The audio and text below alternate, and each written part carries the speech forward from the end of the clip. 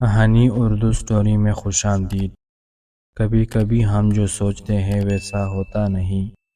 احترام کے رشتے کسی بھی لمحے پامال ہو سکتے ہیں۔ یہ ضروری نہیں کہ ہر بار شروعات مرد کی طرف سے ہو۔ عورت کا اچانک وار بھی مرد کو پسپا ہونے پر مجبور کر سکتا ہے۔ ایسا ہی معاملہ اس کے ساتھ ہوا اور وہ نہ چاہتے ہوئے بھی اس عورت کے ساتھ کام کر بیٹھا جس کا رشتہ اس کے ساتھ احترام کا تھا۔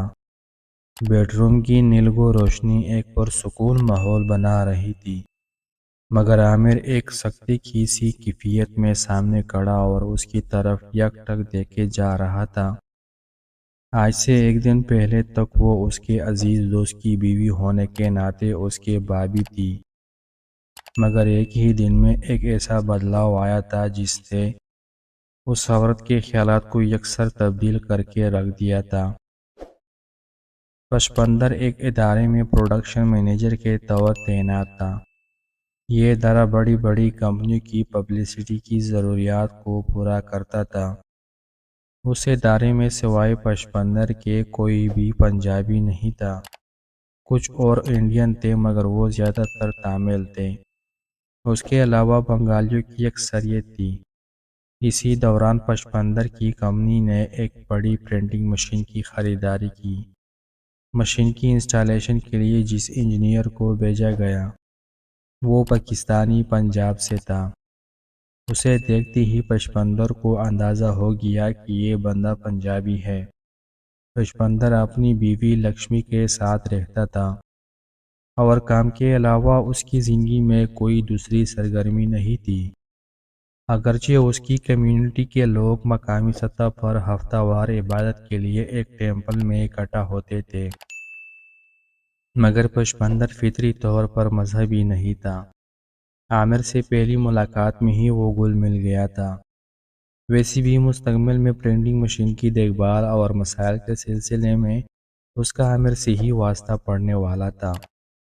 پنجابی ہونے کے ناطے چند ہی دنوں میں وہ ایک دوسرے کے بہت قریب آ گئے تھے۔ عامر 4 سال سے بحرین میں مقیم تھا۔ اس کی کمپنی میں اس کے سوا کوئی بھی پاکستانی نہیں تھا۔ دوسرا، اس کی پوسٹ کچھ اس طرح کی تھی کہ وہ عام لیبر سے کم ہی بات چیت کرتا تھا۔ اس کو کمپنی کی طرف گاڑی دستیاب تھی، کیونکہ اکثر اوقات رات کو بھی کمپلینٹ آ جایا کرتی تھی۔ اس صورت میں اسے گاڑی کی وجہ سے کافی سہولت رہتی تھی۔ پھر چند ہی دنوں میں یہ گہرے دوست بن گئے۔ کچھ عرصے بعد پشپندر نے اسے اپنے فلیٹ پر مدعو کیا، جہاں لکشمی سے اس کی ملاقات ہوئی۔ عامر کی نظر میں اس کے لیے سوائے احترام کے اور کچھ نہیں تھا۔ وہ بڑی عزت سے اس کے ساتھ پیش آیا کرتا تھا، اور پھر کچھ ہی دنوں میں وہ ایک فیملی کی طرح ہو گئے تھے۔ اگر کچھ دن عامر کا ان کی طرف گزار نہ ہوتا تو لکشمی خود بھی اسے کال کر کے نہ آنے کا گلہ کر لیا کرتی تھی۔ یوں پشپندر عامر کے لیے ایک بھائی جیسا ہو گیا تھا۔ جب سے پشپندر کے ساتھ عامر کی دوستی ہوئی تھی، اکثر جمعرات کی شام وہ اس کے ساتھ گزارا کرتا تھا۔ وہ دنیں اکٹھے بیٹھ کر پی لیا کرتے تھے، کیونکہ عامر کو واپس آنا ہوتا تھا، اس لیے وہ کم ہی پیتا تھا۔ کئی دفعہ لکشمی اسے رک جانے کے لیے کہا کرتی تھی، مگر عامر کی طبیعت یہ گوارا نہیں کرتی، اور ہفتے میں ایک چھٹی کا دن ہی تو ہوتا تھا جس میں وہ لوگ ریلیکس کرتے تھے۔ اس دن بھی اگر مہمان سر پر سوار ہو تو وہ دونوں کس طرح انجوائے کر سکتے تھے، یہی سوچ کر وہ یہاں رکنا پسند نہیں کرتا تھا۔ اس کے میرے یہاں رکنے سے ان کے آرام میں خلل پڑے گا، مگر یہ سوچ تو صرف عامر کی تھی۔ عامر کی نظر میں چونکہ کوئی خرابی نہیں تھی، اسی لیے اسے لکشمی میں بھی کوئی خرابی دکھائی نہیں دیتی تھی، اور وہ اسے ایک شریف عورت لگتی تھی۔ مگر لکشمی کے اندر تو کچھ اور ہی چلنا شروع ہو گیا تھا، کیونکہ پردیس کی اس تنہائی میں اسے کچھ خوشگوار لمحات کی شدت سے ضرورت محسوس ہو رہی تھی۔ اسے موقع پر عامر کی صورت میں اسے ایک اچھا پارٹنر دکھائی دے رہا تھا۔ اگرچہ وہ مسلمان تھا اور پاکستان بھی تھا، مگر عامر کے اخلاق اور اس کے لیے احترام نے لکشمی کے دل کو جیت لیا تھا۔ وہ دل ہی دل سے اسے پسند کر لگی تھی اور اس کے ساتھ ہم بستر ہونے کی تمنا بھی دل میں بسا بیٹھی تھی۔ دوسری طرف عامر کے وہم و گمان میں بھی ایسا نہیں تھا۔ ایک دن کوئی 11 کا ٹائم ہوگا جب عامر کو پش منظر کی کال موصول ہوئی۔ اس نے عامر کو بتایا کہ اسے ارجنٹ کسی ضروری کام سے انڈیا جانا پڑ رہا ہے، وہ ایک ہفتے تک واپس لوٹ آئے گا۔ اس نے عامر سے استدعا کی کہ وہ اس کے غیر موجودگی میں لکشمی کا دھیان رکھے اور کوشش کرے کہ رات وہیں گزارا کرے۔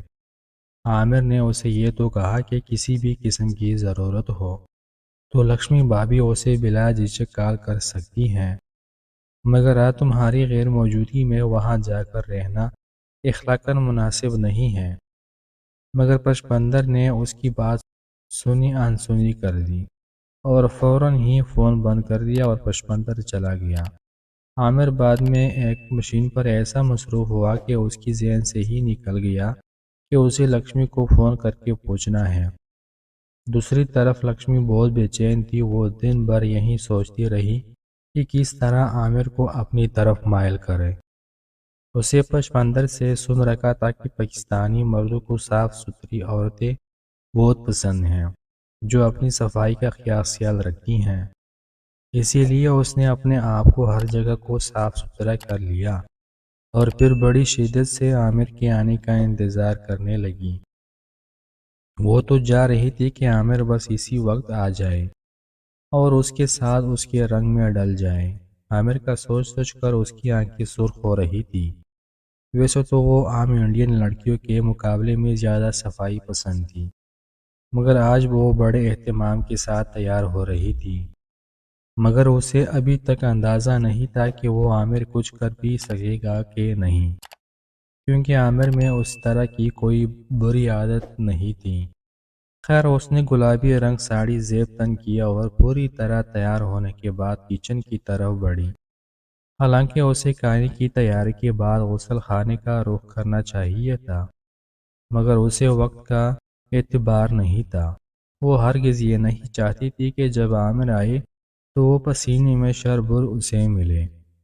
پھر اس نے پورے اہتمام کے ساتھ کھانا تیار کیا۔ اس نے کوشش کی کہ سب کچھ عامر کی مرضی کا ہو۔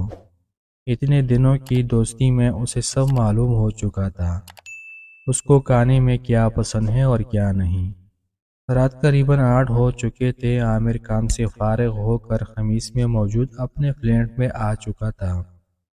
اس دن کافی کام کیا تھا جس کی وجہ سے تھکان اس پر طاری تھی۔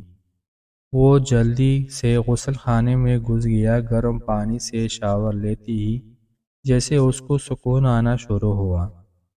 اسے بھوک بھی محسوس ہونے لگ گئی۔ دوسری طرف اس کے فون کی گھنٹی مسلسل بج رہی تھی، مگر عامر کو اس کی آواز نہیں سنائی دے رہی تھی۔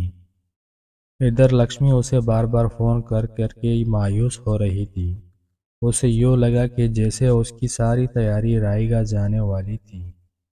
پھر کچھ دیر بعد عامر غسل خانے سے باہر ہی نکلا تو اسی دوران فون کی گھنٹی دوبارہ بجی۔ تو عامر نے ہاتھ بڑھا کر فون اٹھا لیا۔ ہیلو عامر جی، کہاں ہیں آپ؟ میں آپ کو کب سے فون کر رہی ہوں۔ لکشمی کی آواز عامر کے کانوں سے ٹکرائی تو وہ ہکلاتے ہوئے بولا، وہ بھابھی جی سوری، میں نہا رہا تھا، مجھے پتہ نہیں چلا۔ عامر نے جواب دیا، یا تو بہت بری بات ہے۔ عامر جی میں کتنی دیر سے فون کر رہی تھی، آپ نے تو مجھے پریشان ہی کر دیا۔ لکشمی نے کہا، ارے نہیں بھابھی جی، آج کام کافی تھا، اسی لیے تھکان سی ہو رہی تھی، تو میں گرم پانی سے شاور لے رہا تھا۔ عامر نے تھوڑا سا شرمندہ ہوتے ہوئے جواب دیا، اب جلدی سے آ جاؤ، کھانا تیار ہے، میں انتظار کر رہی ہوں۔ آپ کو پتہ ہے نا کہ پشپندر نہیں ہے یہاں، بس آپ جلدی سے آ جائے۔ لکشمی نے بسط اصرار کہا تو عامر نے جواباً اسے کہا کہ وہ آدھے پونے گھنٹے تک پہنچ جائے گا۔ کیوں اس کے گھر پہنچ گیا۔ پھر جب کھانے کھا کے وہ لوگ فارغ ہوئے تو کچھ دیر بیٹھنے کے بعد عامر نے کہا، بھابھی آپ مجھے اجازت دے، میں چلوں گا۔ وہ یہاں رکنا نہیں چاہتا تھا، مگر لکشمی اسے جانے نہیں دے رہی تھی اور اسے کہہ رہی تھی کہ کیا بات ہے، ادھر بھی تو رات اکیلے ہی گزارنی ہے آپ نے، اور یہاں میں اکیلی ہوں، آپ کے دوست کی بیوی ہو، کچھ تو میرا خیال کیجیے۔ لکشمی بول رہی تھی۔ عامر کسی اور ہی سوچ میں تھا، پھر کہنے لگا بھابھی مجھے صبح جلدی اٹھنا ہوتا ہے، ٹائم پر آفس پہنچنا ضروری ہوتا ہے، یہاں سو جاؤں گا تو صبح لیٹ ہو جاؤں گا، دوسرا یہ کہ پشمندر یہاں ہوتا تو میں رک جاتا، مگر ابھی مجھے یہاں رکنا ٹھیک نہیں لگ رہا۔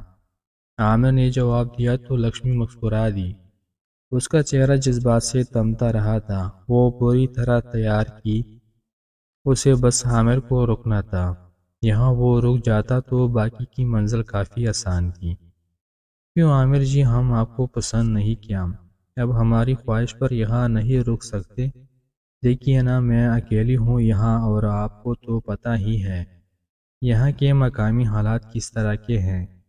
لکشمی نے ایک مسکراہٹ بھرے لہجے میں عامر کی طرف دیکھتے ہوئے کہا، مگر عامر اس کے ارادوں کو بام چکا تھا اور اسے دل میں کچھ کالا دکھائی دینے لگا۔ اسے لکشمی کا ولہانہ پن شک میں ڈال رہا تھا، مگر وہ ہرگز پھسلنا نہیں چاہتا تھا۔ اسے لگتا تھا کہ لکشمی پشماندر کی امانت ہے اور اس میں کسی طرح کی خیانت جائز نہیں ہے۔ بھابھی ایسی تو کوئی بات نہیں، مگر مجھے جھجک سی ہو رہی ہے۔ اس کی یہ بات سن کر لکشمی اٹھ کر اس کے قریب آ گئی اور وہ جس صوفے پر بیٹھا ہوا تھا اس کے ساتھ آ کر بیٹھ گئی۔ کیوں پریشان ہوتے ہو عامر جی؟ آپ اور میں اگر ایک ساتھ ایک گھر میں رات گزار بھی لیں گے تو کسی کو کیا خبر ہوگی؟ لکشمی نے اپنا ہاتھ عامر کے کندھے پر رکھتے ہوئے کہا۔ اس کے ہاتھ کی حرارت عامر کو اندر تک جاتی محسوس ہوئی۔ خیر و شر کی لڑائی شروع ہو چکی تھی۔ آدم کا بیٹا پھسلنے والا تھا کہ شیطان کی تیاری مکمل تھی اور جال بالکل تیار تھا۔ پھر جب لکشمی کو اس بات کا اطمینان ہو گیا ہے کہ جو جال اس نے پھینکا تھا اب وہ اس میں پھنس چکا ہے، تو وہ کہنے لگی آپ یہاں بیٹھے ہیں، میں اندر جا رہی ہوں، اور ساتھ وہ یہ بھی کہنے لگی کہ اگر آپ جانا چاہتے ہو تو جا سکتے ہو، میں اب آپ کو نہیں رکوں گی، اور ہاں اگر رکنا چاہو تو میرے روم میں آ جانا۔ ایک ایک کر لکشمی ایک ادا سے اٹھی اور کمرے کی طرف چلی گئی۔ وہ تو اندر چلی گئی، مگر یہاں عامر کی حالت غیر ہونے لگی تھی۔ اس کا گلا خشک ہونے لگا، اس کے پاؤں من کے ہو چلے تھے۔ وہ کئی بار اٹھا اور باہر کے دروازے کی طرف گیا، مگر پھر لوٹ آتا۔ نہ جانے ایسی کون سی کشش تھی جو اسے یہاں روکتے ہوئے تھی۔ اس بات کو وہ خود بھی سمجھنے سے قاصر تھا۔